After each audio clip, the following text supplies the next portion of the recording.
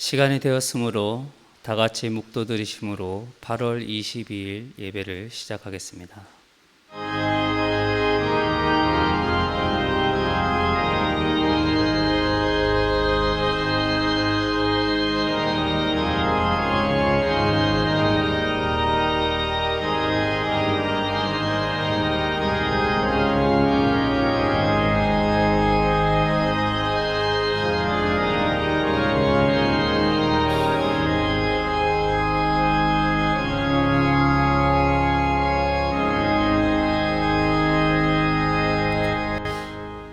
다 같이 자리에서 일어서셔서 찬송가 85장을 찬양하시겠습니다.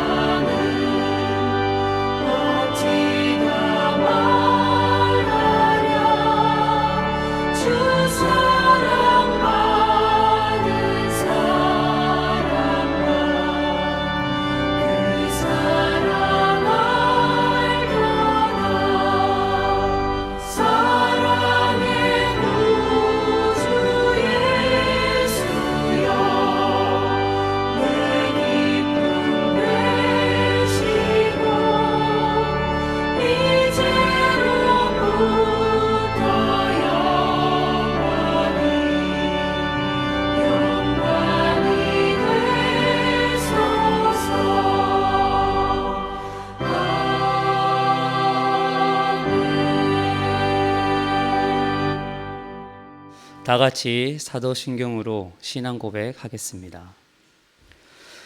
전능하사 천지를 만드신 하나님 아버지를 내가 믿사오며 그 외아들 우리 주 예수 그리스도를 믿사오니 이는 성령으로 잉태하사 동정녀 마리아에게 나시고 본디오 빌라도에게 고난을 받사 십자가에 못 박혀 죽으시고 장사한 지 사흘 만에 죽은 자 가운데서 다시 살아나시며 하늘에 오르사 전능하신 하나님 우편에 앉아 계시다가 저려서 산 자와 죽은 자를 심판하러 오시리라. 성령을 믿사오며 거룩한 공예와 성도가 서로 교통하는 것과 죄를 사하여 주시는 것과 몸이 다시 사는 것과 영원히 사는 것을 믿사옵나이다. 아멘. 다 같이 자리에 앉으셔서 찬송가 309장을 찬양하시겠습니다.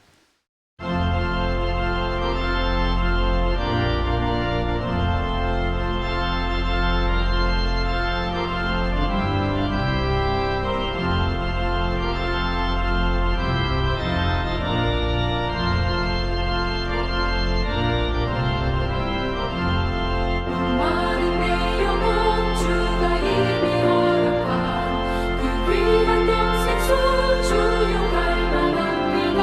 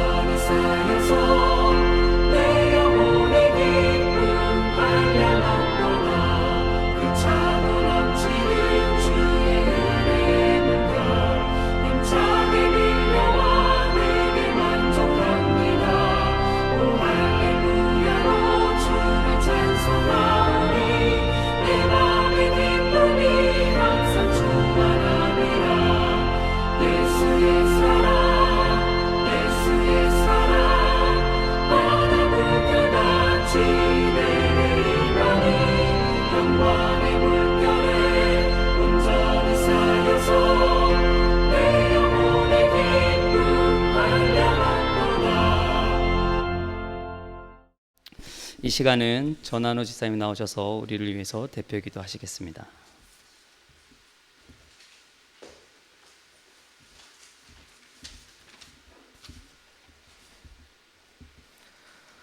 다 같이 기도드리겠습니다.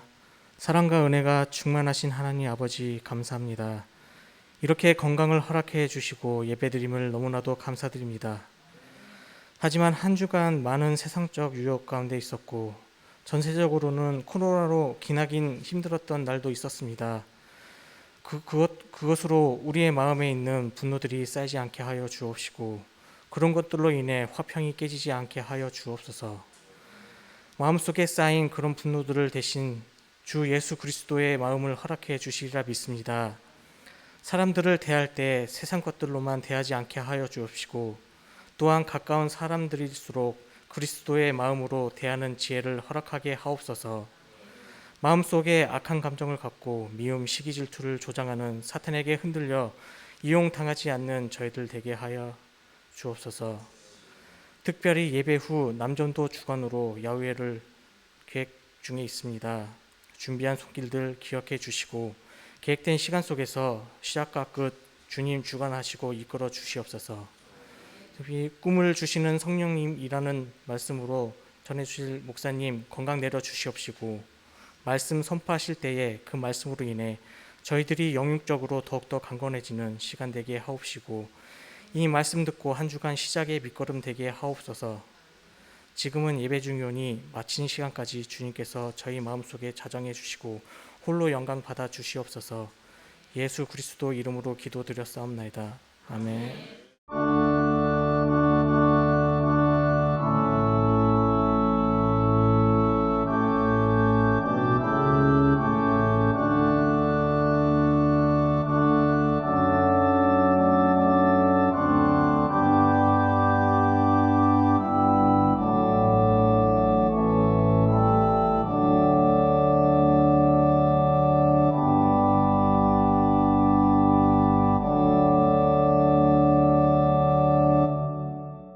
자, 이 시간은 성경 봉독 시간입니다. 오늘은 사도행전 2장 14장에서 17절까지 김다비드 형제가 성경 봉독하겠습니다.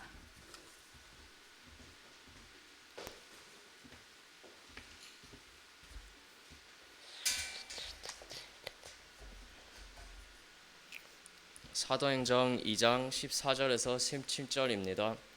베드로가 11 사도와 함께 서서 소리를 높여 이르되 유대인들과 예루살렘에 사는 모든 사람들아, 이 일을 너희로 알게 할 것이니 내 말에 귀를 기울이라. 때가 제3시니 너희의 생각과 같이 이 사람들이 취한 것이 아니라 이는 곧 선지자 요엘을 통하여 말씀하신 것이니 일렀으되 하나님의 말씀하시기를 말세 내가 내 영을 모든 육체에 부어주리니 너희의 자녀들은 예언할 것이요 너희의 젊은 이들은 환상을 보고 너희의 늙은 이들은 꿈을 꾸리라.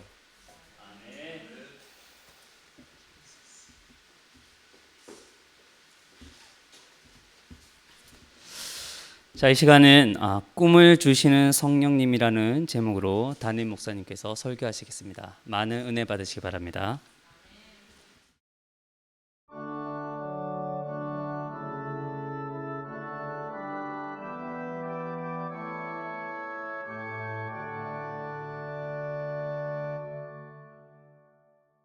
마스크를 쓰고 계셔서 불편하시죠. 저는 감사하게도 마스크를 잊어버리고 올라와가지고 다시 가지러 가기도 좀 민망하고 썼습니다. 수수께끼를 내봅니다. 사도행전 1장에 보면 물론 주보에 실린 글이긴 한데 사도행전 1장에 보면 가룟 유다를 대신해서 이제 새로운 사도 한 사람을 뽑게 됩니다. 2명의 후보자가 나왔는데 한 사람은 요셉이고 또 다른 한 사람은 마띠아입니다. 요셉과 마띠아 중에 누가 선택되었을까요? 답을 얼른 말씀드려야죠. 여러분 대답하기 전에. 마띠아가 마띠아. 아직 형광등이 안 들어오신 분도 계시죠. 마띠아가 마띠아. 예. 마띠아가 이제 12사도로 들어갔습니다. 뭐 굳이 12명 안 해도 될 것 같은데 12명을 꼭 채웠습니다. 여기에는 또 하나님의 뜻이 계시죠. 구약 성경에 미리 시편에 예언한 대로 된 것이고, 또 12이라는 숫자가 주는 의미가 성경에서 너무나 중요하기 때문에 이렇게 이제 한 명을 채웁니다. 그래서 12명이 다 됐을 때 그때서야 비로소 이제 성령님이 임하시는 것을 볼 수가 있습니다. 지난주에 그래서 저희가 사도행전 2장에 이제 성령이 불처럼 임하는 그런 내용을 살폈습니다. 또 성령의 강림이, 성령을 경험한 것이 우리에게 주는 의미에 대해서 살폈습니다. 또 여러분들도 개인적으로 성령 체험하신 분들이 많이 있을 텐데, 또 예수님을 믿는다는 것은 이미 여러분 안에 성령님이 내주하신다는 뜻, 계신다는 뜻인데, 여러분 각자가 성령이 나에게 어떤 의미를 주는지, 여러분의 각자의 성령 체험이 여러분에게 주시는 그 경험이 있을 것 같아요. 그런 것들을 깊이 한번 생각해 보실 수 있기를 바라는 것입니다. 이렇게 성령님이 놀랍게 임하셨을 때에 제자들은 이제 자기들이 전혀 알지 못하는 외국어로 예수 그리스도의 복음을 증거했습니다. 예루살렘에 모인 많은 유대인들이 정말 놀랐습니다. 어떻게 저 사람들이 외국어를 배우지도 않은 사람이 외국어로 이렇게 복음을 전할 수 있다는 말인가? 너무 놀랐죠? 그런데 13절, 우리가 오늘 14절부터 읽었는데 바로 앞에 13절에 보면 이렇게 말씀합니다. 또 어떤 이들은 조롱하여 이르되 그들이 새 술에 취하였다 하더라.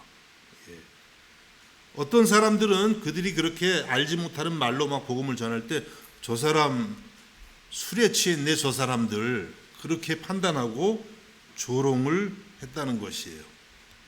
오늘은 하나님 말씀을 한 절씩 살펴보려고 합니다. 하나 둘 셋 보통 이렇게 했는데 제가 아무리 하나 둘 셋을 해보려고 해도 안 되더라고요. 억지로 막 맞히게 되고. 그래서 제목은 꿈을 주시는 성령님인데 주제가 이렇게 일관성 있게 흐르지는 않아요. 한 절씩 이렇게 살펴보는데 이 13절에서 조롱하는 사람들이 있었던 거예요. 여러분, 우리가 예수님을 전하면 또 주님의 제자로 살게 되면요, 조롱을 받습니다. 칭찬도 받아요. 물론 조롱만 받으면 좀 안 됩니다. 칭찬도 받고 존경도 받는데 조롱도 같이 받는 사실을 잊어서는 안 되겠습니다. 오늘같이 좋은 날 왜 코로나도 조금씩 증가하고 있는데 굳이 교회 가서 예배를 드려? 참 답답하네. 혹시 이런 얘기 들은 적 없어요? 우리는 오늘 야유회를 가지 이러면서 이제 오신 분도 있을 텐데, 예수님을 믿고 주님의 말씀대로 살면 조롱이 따라와요. 또 예수님의 복음을 전하게 되면 세상 사람들이 이해를 하지 못하기 때문에 분명히 거기에는 박해가 있다는 거예요. 그래서 오늘 우리가 읽은 이 사도행전 2장 14절에서 사도행전 2장 거의 끝에까지 40절까지 42절인데 40절까지가 사도 베드로의 설교입니다. 그 조롱하는 사람들을 향해서 복음을 변증한다 이렇게 말합니다. 이 성령 강림의 의미를 전하면서 그들에게 예수 그리스도의 복음을 전하는 그런 내용입니다. 이게 전체 설교예요. 사도 베드로의 설교가 됩니다. 이렇게 사람들의 오해에 대해서 변호하는 그런 설교를 기독교 신학에서는 변증학이다 이런 말도 합니다. 변호하고 변호해서 증명한다 그런 뜻인데요. 변증학 들어보셨나요? 사람들이 기독교에 대해서 복음에 대해서 오해할 때에 거기에 대해서 하나님의 말씀을 통해서 변호하는 그런 학문입니다. 변증학 이런 학문이 있어요, 신학에. 그래서 오늘 이 베드로의 설교는 기독교 신학의 최초의 변증학이라고도 할 수가 있겠습니다. 우리 기독교는요, 시대마다 여러 가지 교회에 대한 오해 혹은 박해, 또 잘못된 이단 교리 이런 것들에 대해서 복음을 이렇게 변호하면서 또 복음의 그 우수성을 증명하면서 발전해 왔어요. 그래서 기독교 역사는 변증학의 역사다 이렇게도 말을 할 수가 있습니다. 그래서 오늘 사도 베드로가 14절에서 이렇게 시작을 합니다. 설교의 시작이죠. 베드로가 열한 사도와 함께 서서 소리를 높여 이르되 유대인들과 예루살렘에 사는 모든 사람들아 이 일을 너희로 알게 할 것이니 내 말에 귀를 기울이라. 이 일을 너희로 알게 할 것이다. 그들이 알지 못하고 오해하기 때문에 그것을 이제 변호해서 이것이 과연 어떤 의미를 갖고 있는지를 말씀하겠다. 이렇게 시작을 하고 있는 것입니다. 여러분, 우리들도 세상에서 우리의 신앙에 대해서 물어보거나 혹은 교회에 대한 오해가 있거나 이럴 때 하나님의 말씀을 근거로 해서 변호할 수 있는 그런 능력이 있기를 주님의 이름으로 축복합니다. 물론 이렇게 변호한다 그러면서 싸우면 막 논쟁이 되면 안 되지만 그래도 거기에 대해서 우리들도 하나님의 말씀을 근거로 말할 수 있는 그런 능력이 우리에게 있어야 되는 것입니다. 베드로전서 3장 15절에서 베드로 사도가 이렇게 말씀합니다. 너희 마음에 그리스도를 주로 삼아 거룩하게 하고 너희 속에 있는 소망에 관한 이유를 묻는 자에게는 대답할 것을 항상 준비하되 온유와 두려움으로 하고. 우리가 예수님을 주님으로 삼아서 거룩하게 하고 우리 속에 있는 소망에 관한 이유를 묻는 자들에게는 어떻게 그렇게 예수님을 믿고 마음에 평안이 있으십니까? 세월이 이렇게 어려운데 어떻게 그렇게 소망 중에 살아가실 수가 있나요? 그럼 여러분이 대답을 하셔야 돼요. 글쎄요, 잘 모르겠네요. 그냥 그런 것 같아요. 이거는 안 된다는 거예요. 그렇죠? 이 소망에 관한 이유를 묻는 자에게는 대답할 것을 항상 준비하라 그랬어요. 그럼 뭘로 준비해야 되겠어요? 소설책 읽어서 준비하나요?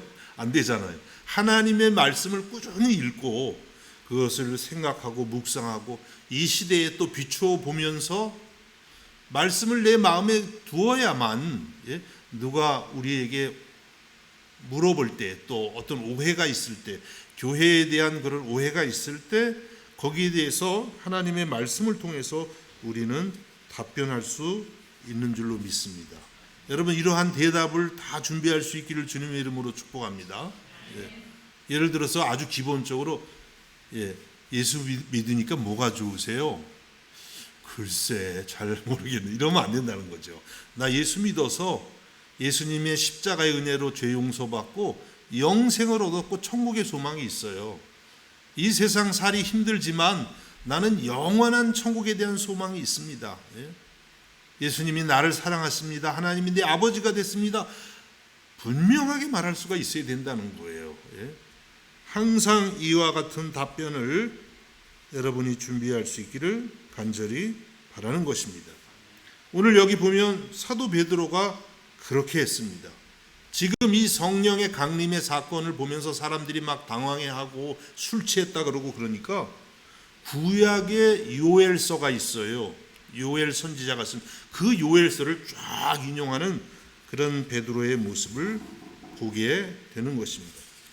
그래서 이 14절은 베드로가 다른 사도들과 다 함께 서서 또 함께 서도 나서는 사람은 항상 있잖아요. 항상 베드로가 나서죠. 나서서 하나님의 말씀을 가지고 일어난 일들을 변증하는 그런 모습을 보여주고 있습니다. 자, 이제 15절로 넘어갑니다. 15절에는 때가 제3신이 너희 생각과 같이 이 사람들이 취한 것이 아니라, 때가 제3시, 유대인의 시간은 거기다가 6을 더하면 오늘 우리 시간이 됩니다. 30이면 더하기 6하면 어떻게 돼요? 계산 잘 안 되시죠? 3 더하기 9가 되겠습니다. 9시, 아침 9시. 유대인들은요 하루에 3번 시간을 정해놓고 기도를 했대요. 그게 3시, 6시, 9시. 참 좋죠. 물론 그게 오늘처럼 정확한 9시는 아니에요. 대충 아침밥 먹으면 그냥 3시고 예를 들면 6시는 대충 점심 먹을 때면 그렇고 뭐 그 차이가 뭐 오늘날로 말하면 몇십 분도 날 수 있어요. 어쨌든 간에 3시인데 이 이른 아침에 어떻게 술을 먹고 취했겠느냐 이렇게 말하는 것입니다. 또 이 3시, 9시는요 이날이 지금 오순절이거든요. 유대인의 명절 3대 명절 중에 하나인 오순절에 성령이 강림하셨잖아요. 오순절에는 그 당시 유대인들의 습관이 아침 10시까지는 금식을 했다 그러네요. 그러니까 이 시간은 금식 시간인데 설마 이 시간에 밥도 안 먹는 시간에 술을 먹겠느냐. 그러면서 베드로가 지금 그들에게 이 사건을 변호하고 있는 것입니다. 이것은 우선은 하나님의 말씀을 가지고 변호하는 것은 아니에요. 이거 어디에다 호소하는 겁니까? 거기 있는 청중들의 양심과 상식에 호소하는 거죠. 다시 한번 들어보십시오. 때가 제3신이 너희 생각과 같이 이 사람들이 취한 것이 아니라 생각해봐라. 아침 9시인데 그렇게 했겠는가. 상식적으로 양심적으로 생각해 보라는 것이죠. 그래서 여러분 우리가 우리의 신앙을 변증할 때에 하나님의 말씀이 가장 기본적이고 또 최종적이지만 양심과 상식에도 호소할 수 있다는 거예요. 워낙 그냥 양심이 묻어진 사회고 상식이 없는 사회면은 통하지가 또 않지요. 그러나 이것도 상당히 효과가 있다는 것을 우리가 오늘 이 말씀에서 알 수가 있습니다. 그렇게 또 호소하려면 우리 크리스찬들이 어떤 사람들이 돼야 되겠어요? 우리는 양심도 없고 상식도 없는데 뭐 양심과 상식에 호소한들 되겠어요? 우리가 먼저 양심과 상식에 기초한 삶을 살아가야만 그러한 것이 효과가 있겠죠. 여러분 믿음은 때로는 상식을 훨씬 넘어섭니다. 상식적이지 않은 거 많잖아요. 뭐 예를 들면 예수님이 죽으셨다가 다시 살아나셨는 게 과연 과학이나 상식으로 뭐 설명이 되나요?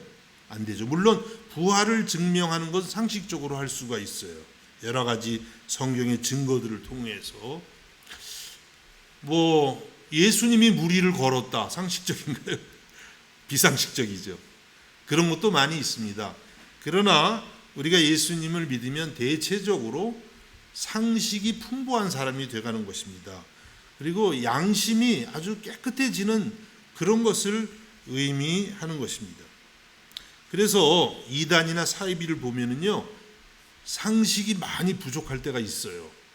그런 경우는 뭐 우리가 다 부족하지만 지나칠 때는 그것은 이단이나 사이비일 가능성이 많다는 것입니다. 그래서 이단이나 사이비에 이렇게 빠지면은요, 이 청년들 같은 경우에 학업도 못해요. 가정생활도 못해요. 친구관계도 다 끊어지고 그냥 자기들끼리만 사귀라고 해요. 나중에 쭉 가다 보면은 그냥 그 자기가 속한 그 집단에 아주 폐쇄된 그곳에만 속해 있는 자신을 발견해요. 그러면 이미 늦게 되는 것이죠. 다른 교회와도 뭐 교제도 못하게, 다 같은 하나님의 자녀들인데 교제도 못하게 합니다. 폐쇄적이죠. 이런 것은 상식에 어긋나는 것입니다. 여러분, 우리가 예수님을 믿으면 점차 상식이 풍성해지고 우리의 무뎌진 양심이 회개해서 바른 양심으로 변화되는 것을 의미하는 것입니다. 디모데전서 1장 5절에 이렇게 말씀합니다. 이 교훈의 목적은 청결한 마음과 선한 양심과 거짓이 없는 믿음에서 나오는 사랑이거늘. 사도 바울이 디모데에게 말씀합니다. 이 교훈의 목적, 우리가 하나님의 말씀을 배우는 그 목적이 뭐냐면 궁극적으로는 청결한 마음이 깨끗해지기 위해서 믿는 거. 깨끗해져서 구원받는 건 아니지만 믿으면 이제 마음이 깨끗해져야 된다는 거예요. 그리고 선한 양심. 선한 양심은 영어로 뭐라고 되어 있나요? good conscience, 좋은 양심, 선한 양심. 예, 똑같네요. 영어나 한국어라도 다를 줄 알았더니 양심이 바르게 되는 거예요. 전에는 뭐 죄 짓고도 그냥 양심이 그냥 몇 겹이 쌓여가지고 아무 감각이 없어요. 근데 예수님 믿고 성령으로 거듭나니까 이게 조금만 하나님 말씀에 빗나가도 그냥 가슴이 떨리고 얼마나 죄의식이 느껴지는지, 그 양심이 바르게 되는 거예요. 이것은 또 다른 말로 매우 상식적인 사람이 된다고 하는 것입니다. 그 다음에 거짓이 없는 믿음에서 나오는 사랑이거늘, 진실한 믿음의 결과가, 하나님을 믿는 이 진실한 믿음의 결과가 사랑의 인격이 생긴다는 거예요. 예. 전에는 뭐 예를 들어서 한 50% 사랑했다면 이제는 70%, 80%, 90% 도저히 사랑할 수 없을 것 같은 사람도 사랑하게 되는 그런 발전이 있다는 거예요. 그게 믿음의 목적이라는 거예요. 여러분, 믿음의 목적이 그냥 뭐 신비한 거 많이 경험하고, 또 믿음의 목적이 뭐 크게 부자가 되고 이런 것이 아닙니다. 뭐 그런 것들도 결과로 주어지지만 우리의 진정한 이 하나님의 말씀을 배우는 목적은 인격적인 변화가 일어나는 거예요. 마음이 깨끗해지고 양심이 바르게 되고, 또 이런 하나님의 사랑의 인격이 점점 더해진다고 말씀하고 있습니다.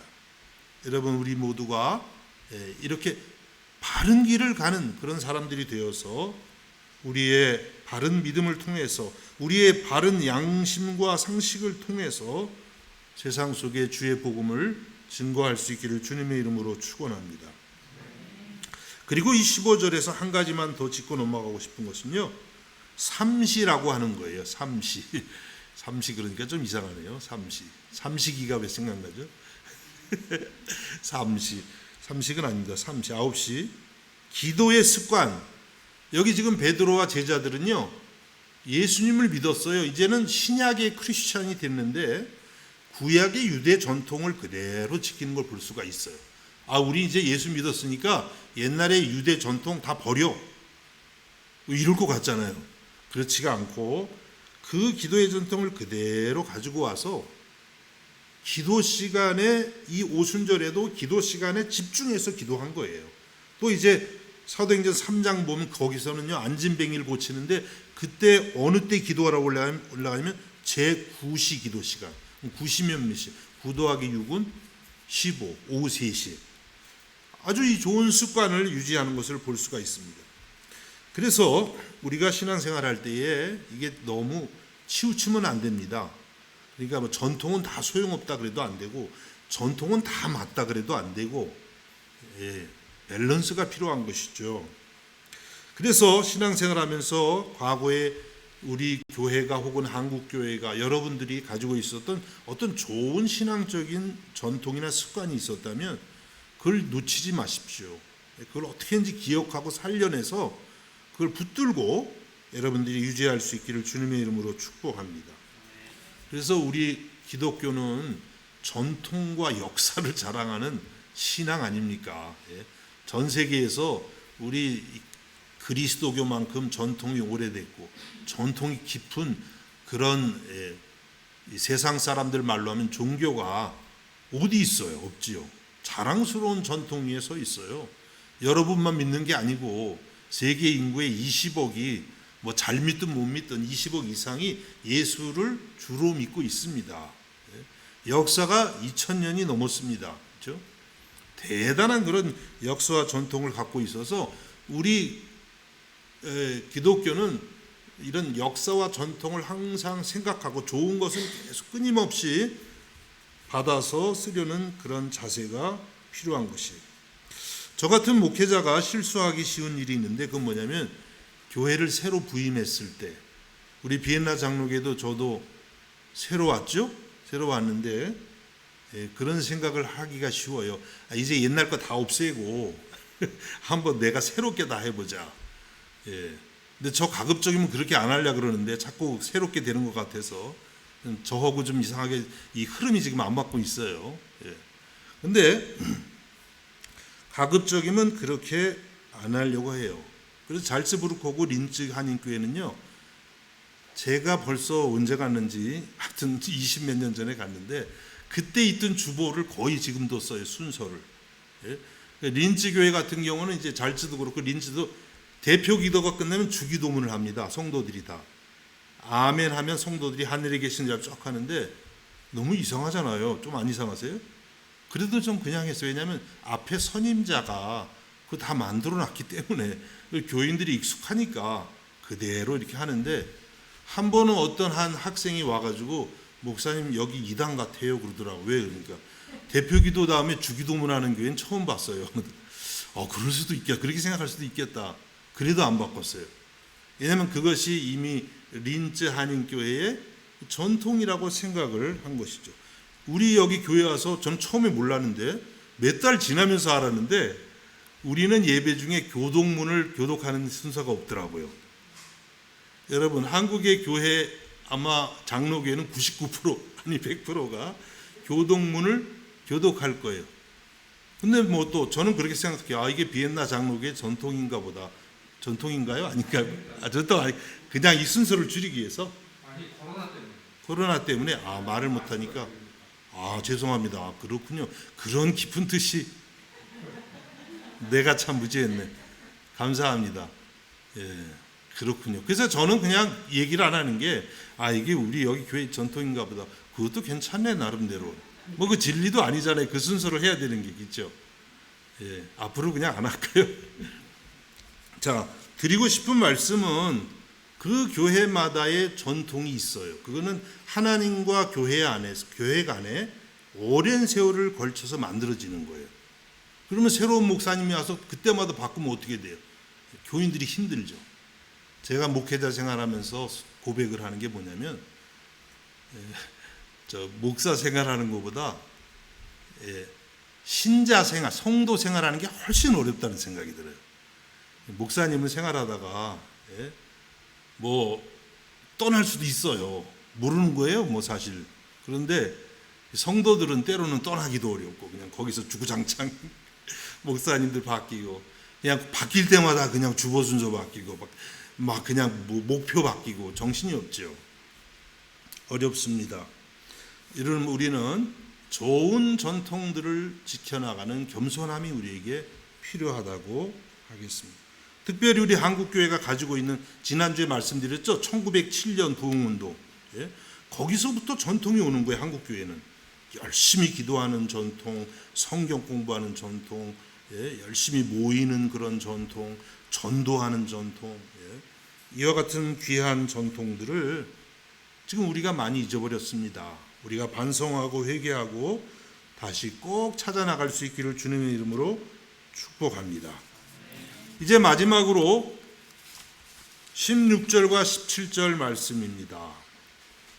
이는 곧 선지자 요엘을 통하여 말씀하신 것이니 일렀으되 하나님이 말씀하시기를 말세에 내가 내 영을 모든 육체에 부어주리니 너희의 자녀들은 예언할 것이요 너희의 젊은이들은 환상을 보고 너희의 늙은이들은 꿈을 꾸리라. 오늘 꿈을 주시는 성령님 제목에 대한 말씀이 이제야 나왔습니다. 베드로 사도가 말씀하죠. 선지자 요엘을 통해서 말씀하신 것이 오늘 여기서 이루어졌습니다. 이렇게 말씀을 하는 거예요. 구약의 요엘서 2장 28절 이하의 말씀이 지금 이렇게 이루어졌다고 말씀합니다. 오늘 이 17절 말씀을 하나씩 살펴보면 하나님이 말씀하시기를 말세에 내가 내 영을 모든 육체에 부어주겠다. 이렇게 말씀하셨다는 거예요. 말세. 요즘 말세라고 하죠. 기후도 그냥 얼마나 변하는지. 그래서 이제 앞으로는 기후 난민이 급증할 수 있다 그래요. 근데 제가 지난 목요일날 성역 공부 때 좀 잘못된 정보를 어디서 잘못 보고 한 것 같은데 비엔나가 해발이 600m다 이랬는데 그게 아니고 조금 산에 올라갔을 때 그때 600m고 여기 평균은 180 몇 미터, 잘츠부르기 434m인가 되게 넘죠. 이제 세계 사람들이요 기후가 이렇게 되면서 막 남극 북극의 얼음이 녹고 바닷물이 더워지니까 바닷물이 더워지면 이게 팽창한다네요. 그래가지고 이제 해변가 도시들이 10년, 20년이면 거의 다 잠긴대요, 세계가. 대한민국도 한 5%인가가 잠긴다 그래요. 이 상태로 가면 10년, 20년 안에. 예. 그래서 이제 전 세계 사람들이 좀 선선한데 약간 높은 지대 찾아서 이민을 떠나는 거예요. 비엔나도 뭐 괜찮아요. 그 정도면. 저 독일이나 프랑스는 뭐 30몇 미터 요거밖에 안 되더라고요. 평균이. 예, 잘츠부르기 좋으네요. 434m. 뭐 거기까지 바닷물이 올라오려면 없겠네. 어쨌든 말세라고 얘기하는데 말세는 성경적으로는 어느 때냐면 예수님이 처음 오신 것, 그러니까 초림, 예수님의 초림과 다시 오시는 재림 사이의 시간을 의미해요. 예수님 오셨잖아요. 크리스마스, 그렇죠? 초림, 다시 오실 재림. 그러니까 우리는 지금 말세를 살고 있는 거예요. 꼭 기후 변화 때문이 아니라 신앙적으로는 성경적으로 우리가 지금 말세를 살아가고 있습니다. 이 말세에 어떤 일이 일어나냐면 내가 내 영을 성령을 모든 육체에 부어 주신다고 했습니다. 모든 육체. 이것은 구약과 대조가 되는데요. 구약에서는 성령님이 일부 특별한 사람들에게만 성령님이 오셨어요. 다 성령을 받은 게 아니라 뭐 선지자라든지 뭐 왕이라든지 제사장 아주 그 몇 퍼센트 소수에게만 이 하나님의 영이 임했습니다. 모든 사람에게 다 임한 게 아니에요. 그런데 신약 시대가 되면 예수님의 십자가의 은혜로 이제 이 성령님이 모든 육체, 모든 사람에게, 예수를 믿는 모든 사람에게 성령님이 올 것이라고 말씀을 했습니다. 그래서 실제 여러분 우리가 사도행전 1장에 보면 1장이 아니죠. 2장에 보면 성령이 임하실 때 어떻게 임했냐면 그들이 앉은 온 집에 가득하며 마치 불의 혀처럼 갈라지는 것들이 그들에게 보여 각 사람 위에 하나씩 임하였더니 그 120명이 기도하는데요. 거기 12제자 말고 뭐 여성들도 많았어요. 예? 그리고 제자 그렇게 가까이 지낸 제자가 아닌 그냥 일반 제자들도 있었어요. 그런데 그 모든 사람에게 하나님의 영이 임한 거예요. 구약하고는 천지차이예요. 구약은 아주 특별한 사람들에게만 임했는데 신약 시대는요. 예수를 믿는 모든 사람에게 성령이 임했다고 하는 것이에요. 그래서 어떤 목사님이 전에 어디선가 제가 설교를 듣는데 표현이 확 와닿더라고요. 뭐냐면 성령의 민주화. 하도 민주화가 유행하니까 그것도 성령의 민주화. 근데 나름 이해가 됐어요. 구약 시대는 성령을 좀 독점했어요. 특별한 분들이. 근데 신약 시대와는 독점하는 목사가 독점하는 것도 아니고 우리 중직자들이 독점하는 것도 아니고요. 모든 성도 예수를 믿으면 각자에게 성령님이 와요. 그런데 예를 들면 저 같은 경우도 성령 받지도 않았는데 그냥 그럴듯하게 직업적으로 목사할 수도 있잖아요. 이게 가짜인 거죠. 그렇게 되면 잘 살펴보세요. 그런데 여러분들이 근데 평신도인데 성령 받고 목사보다 훨씬 더 일할 수도 있는 거예요. 성령님이 이렇게 신약 시대는요 모든 사람에게 다 열린 겁니다. 그러니까 신약 시대는 엄격하게 말하면 교회에 계급이 전혀 없는 거예요. 똑같은 것이에요. 성령이 모든 사람에게 오시는 그런 시대가 된 줄로 믿으시기를 주님의 이름으로 축복합니다. 자, 그러면 이렇게 성령이 오실 때 이제 어떤 결과가 나타나냐면 너희의 자녀들은 예언할 것이요. 너희의 자녀들, 어린 자녀들. 자녀들 하면 뭐 우리가 좀 우습게 알 수도 있잖아요. 부모님들은 어린 자녀. 근데 그들이 예언을 한대요. 그 예언은 구약 시대 누가 하는 겁니까? 선지자들이 하는 거예요. 선지자들이 예언을 하는 거예요. 특별한 사람들이. 그런데 그것이 신약 시대와는 예수 믿고 성령 받으면 우리 여기 어린이들 어디 있어요? 6살, 7살 어린이들이 예수 믿으세요. 이렇게 나가서 전도하고 실제로 예수도 믿고 그래요. 하나님 말씀도 전할 수가 있어요. 오늘 우리 다비드도 여기 와서 성경 말씀을 얼마나 잘 읽는지 은혜가 되던데 얼마든지 하나님의 말씀을 전할 수가 있다. 예언이라는 것은 하나님의 말씀을 받아서 전한다는 거예요. 우리가 예언하면 한국 분들은 그냥 어디 가니까 그냥 저 이번에 이사 가시려면 가을에 한 10월쯤 동쪽으로 가십시오. 뭐 이렇게 그거 예언이 아니고 그거는 사기. 성경에서 말씀하는 예언은 이 한문으로 말하면 맡을 예자에 하나님의 말씀을 맡았다. 그 말씀을 맡아서 전하는 사람이 된다는 것이에요. 그래서 우리 어린이들도 우리 어르신들은 말할 것도 없고 성령으로 충만해서 주님의 말씀을 이웃에게 널리 전할 수 있기를 주의 이름으로 축복합니다. 그 다음에는 뭐라고 했습니까? 너희의 젊은이들은 환상을 보고. 젊은이들, 이 젊은이들도 사실 좀 어린 사람들이죠. 자녀들보다는 조금 나이가 있다고는 할 수 있죠. 그 사람들이 환상을 본다 그러는데 환상도 구약 시대는 선지자들만 보는 거예요. 다니엘이나 에스겔 얼마나 놀라운 환상들을 봅니까? 그 환상이 뭐냐면 전부 다 하나님의 나라에 관한 것이에요. 이 땅에 이루어지는 하나님의 나라, 앞으로 오게 되는 하나님의 나라에 대한 그런 비전입니다. 그거를 소수의 사람들이 보았는데 이제는 성령이 임하면은요 젊은이들도 하나님 나라의 비전을 갖게 될 것이라고 말씀하고 있습니다. 그래서 우리 청년들은요 하나님 나라의 비전을 가져. 이 꿈이나 사실은 비전이나 같은 말인데 우리 젊은이들은요 세상에서 세상적으로 성공하는 비전을 가지면 안 됩니다. 열심히 물론 노력은 해야 되지만 그 노력을 통해서 결국은 우리 젊은이들이 가져야 되는 건 이 땅에 이루어져야 하는 하나님의 나라에 대한 꿈과 비전을 갖기를 주님의 이름으로 축복합니다.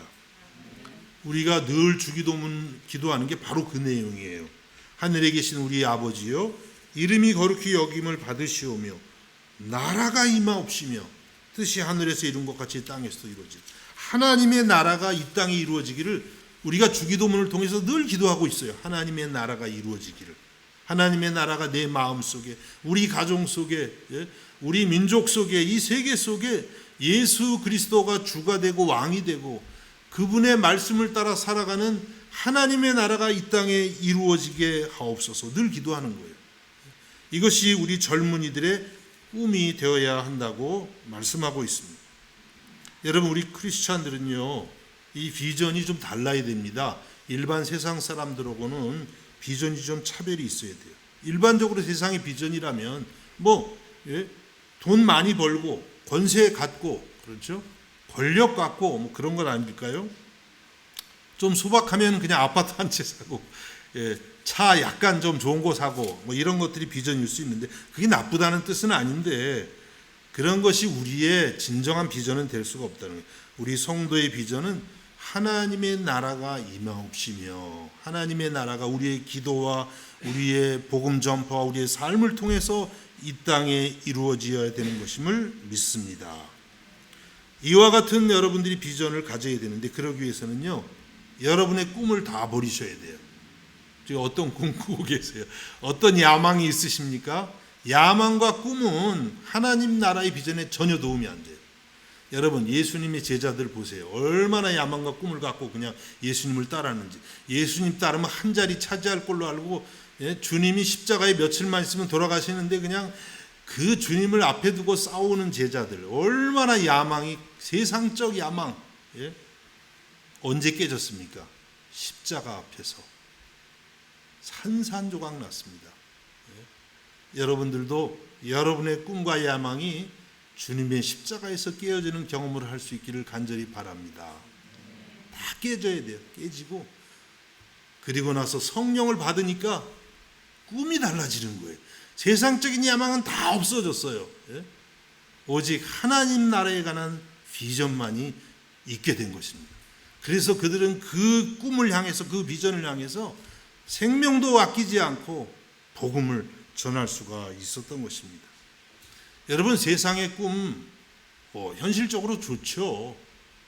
그러나 그것은 여러분 아주 잠시의 것입니다. 아무것도 아니고 우리가 죽게 되면은요 그 꿈 의미가 없어요. 그런데 하나님 나라의 꿈은요 여기서 끝나는 게 아니고 영원한 하나님 나라까지 계속 이어지는 거예요. 허무하지가 않아요. 예? 하나님 나라의 꿈을 갖고 사업도 하고 공부도 하고 일도 하고 모든 것을 하게 되면요, 거기는 항상 하나님이 주시는 충만한 은혜가 있는 줄로 믿습니다. 이와 같은 비전을 갖기를 주의 이름으로 축원합니다. 마지막으로는 너희의 늙은이들은 꿈을 꾸리라고 했습니다. 이 늙은이가 번역이 괜찮나요? 노인? 늙은이 그러면 왠지 기분이 어떠세요? 저는 뭐 그냥 아직 30대라고 생각해서 기분은 안 상하는데, 예, 연세가 드신 분들은 어떠십니까? 노인, 그렇죠? 노인, 늙은이 뭐 좋습니다. 예? 는 꿈을 꾼다 그랬어요. 나이가 먹으면요 꿈이 사라져요, 점점. 아이 뭐 이 나이에 무슨 꿈이야? 그냥 이제 남은 인생 조용히 말없이 그저 편안하게 살다 죽으면 되지. 예? 보통 그렇게 하겠죠. 근데 그게 아니라는 거예요. 성령이 임하면 노인들도 꿈이 있는 사람이 돼요. 꿈이 있는 사람. 예, 혹시 연세가 좀 많다고 생각되시는 분들, 뭐 50 이상 모르겠습니다. 하여튼 예, 성령이 주시는 꿈을 갖기를 주의 이름으로 축원합니다. 예. 그런 말이 있죠. 꿈이 없는 청년은 노인이고 꿈이 없으면 노인 같다는 거예요. 예. 꿈이 있는 노인은 청년이라는 말도 있지 않습니까? 그런데 이 꿈은 앞에도 말씀드린 것처럼 세상적인 꿈을 의미하는 것이 아니에요. 그렇죠? 하나님 나라에 관한 꿈이에요. 내가 하나님 나라를 위해서 어떻게 쓰임 받을 수 있을까? 내 노년에 그런 꿈을 꾸는 것이죠. 부끄러운 얘기지만 제가 한 12, 13년 전쯤에 한 10년 넘은 것 같은데 세상적인 꿈을 가졌던 것 같아요. 그 당시에 이제 좀 생활을 위해서 이 번역을 좀 했어요. 독일어나 영어 번역을 했는데 주로 기계에 관한 특허, 한국에서 독일이나 이런 데 특허 낼 때 그런 것들을 제가 이렇게 번역을 했는데 참 고생했습니다. 그거 어렵더라고요. 특허 문서들 번역하는 게. 그쪽에 아는 것도 전혀 없는데 하려니까 어렵죠. 그렇지만 그때 꿈을 가졌어요. 무슨 꿈을 가졌냐면, 그래 내가 70까지 하자. 그러면 그때 되면 내가 아주 이 분야의 최고가 돼서 아주 장당 지금 받는 거 10배는 받고 큰 소리 치면서 일하리라. 아주 그게 참을 수가 있더라고요. 그런데 그렇게 번역을 해서 한 7년인가 8년 뭐 계속 가는데 인공지능이 막 쏟아지면서 있죠. 기계 번역이 필요가 없어지는 거예요. 기계 번역은 특히나 잘합니다. 이 기계가 아주 기계 번역은 얼마나 잘하는지. 문학 버전이나 이런 거는 어렵지만 이 기계 번역은요, 한국어, 영어, 독일어, 한국어 뭐 이런 게 촉촉촉촉 굉장히 잘 돼서 의미가 없어진 거예요. 꿈은 사라지고. 참 허무하더군요. 이 과학의 발전을 전혀 예상하지 못한 저의 헛된 꿈이었죠. 참 허무했어요. 근데 여러분, 요즘에 저에게는 새로운 꿈이 생겼어요. 이건 좀 확실할 것 같은데, 저는 지금부터요, 여러분 물론 교회를 돌보기도 하지만은 이제 70까지를 준비 기간으로 잡았어요. 아직도 한 5년 이상 남았습니다. 제 나이를 좀 속이고 싶었는데, 그때까지는 이제 더 성경도 보고, 이왕 조금 한 거니까 영어도 더 하고 독일어도 더 하고 책도 좀 봐가지고요. 이제 70부터 본격적으로 일을 시작하려고 그래요. 어디서 할지 어떤 일을 할지 모르지만 하나님의 일을. 그래서 저는 지금부터 그래요. 속으로 인생은 70부터. 그때까지 준비. 이게 근데 굉장히 기분이 괜찮아요. 그 생각을 하고 준비를 하고 있습니다. 연세가 드신 분들 지금부터 새로운 것 도전해 보세요. 젊어서 하고 싶었는데 못했던 거, 뭐 악기도 막 배우더라고요. 연세 있는 분들도 또 하니까 되더라고요, 그렇죠? 뭐든지 해서 하나님의 나라를 위한 노년이 될 수 있기를 주님의 이름으로 축복합니다. 여러분, 성경을 보면은요, 우리가 잘 아는 아브라함, 지난번에도 봤죠. 75세 때 부름받고 고향을 떠났어요. 모세는 80세에 자기 민족을 애굽에서 구원해내는 그 사명을 받았습니다. 갈렙, 대단한 분이죠.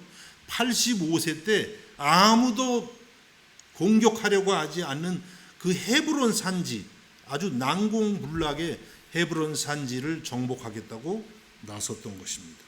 여러분, 하나님께 있어서 우리의 나이는 중요하지 않습니다.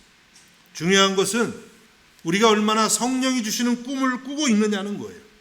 그리고 그 꿈에 우리 자신을 드리냐고 하는 것입니다. 여러분, 오늘 이 말씀을 통해서 먼저는 여러분의 꿈을 다 내려놓을 수 있기를 바랍니다. 그리고 성령이 주시는 꿈으로 새롭게 거듭나서 하나님 나라를 이 땅에 이루는 일에 영원에 잇대어서 살아갈 수 있는 저와 여러분이 될 수 있기를 우리 주님의 이름으로 축복합니다. 기도하겠습니다. 하나님 아버지, 오늘도 사도행전 2장 말씀을 통해서 꿈을 주시는 성령님이라는 제목으로 말씀을 들었습니다. 오늘 말씀들이 우리의 신비에 잘 새겨지게 해주시고 인간적인 야망이나 욕심의 꿈이 아니라 성령께서 우리에게 주시는 참되고 영원한 꿈을 꾸는 저희들이 되게 하여 주옵소서. 예수님의 이름으로 기도하옵나이다. 아멘. 우리 찬송가 320장 찬송하겠습니다.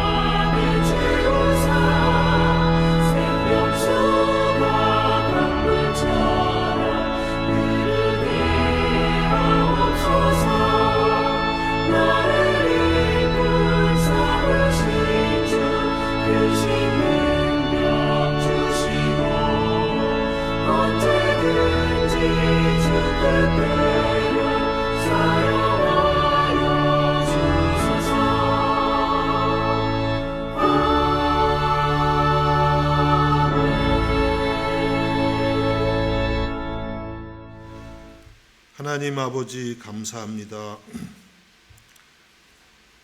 우리를 아버지의 아들과 딸로 삼아주시고